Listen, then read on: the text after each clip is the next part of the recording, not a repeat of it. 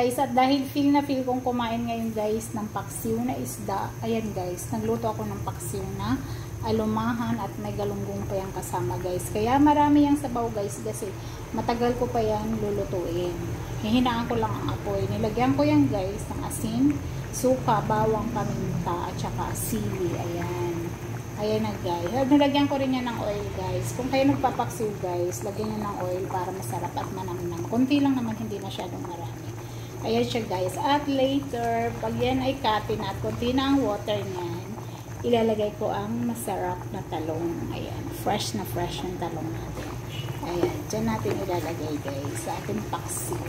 Yan ay kulo na ngayon. Hihinaan ko lang ang apoy at mamaya pa yan matatapos pag wala ng sabaw. Mas masarap kasi yung matagal yung pinapaksiw guys.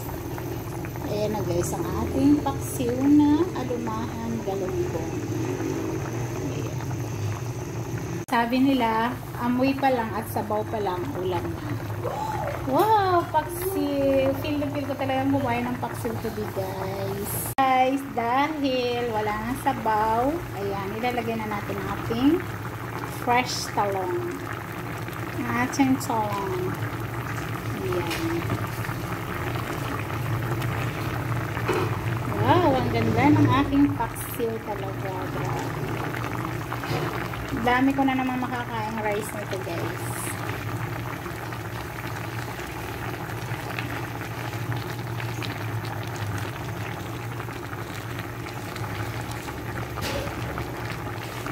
Hindi na nakita yung isda ko guys. Kasi pag binailalim ko guys yung talong, lalambot yan eh. Kaya kailangan sa ibabaw siya.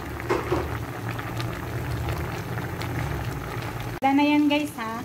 Ayoko kasi na masyadong malambot yung talong guys kasi hindi masarap. Kaya ayan. Kasi guys, nilagay ko lang sa ibabaw yung ano guys. Yan isda na yan. Kasi diba nandun sa ilalim. Pangit naman kung pipicturean ko puro talong sa ibabaw.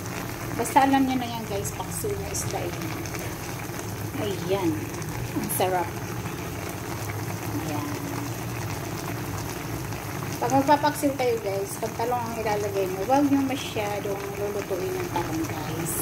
Para masarap yung kain.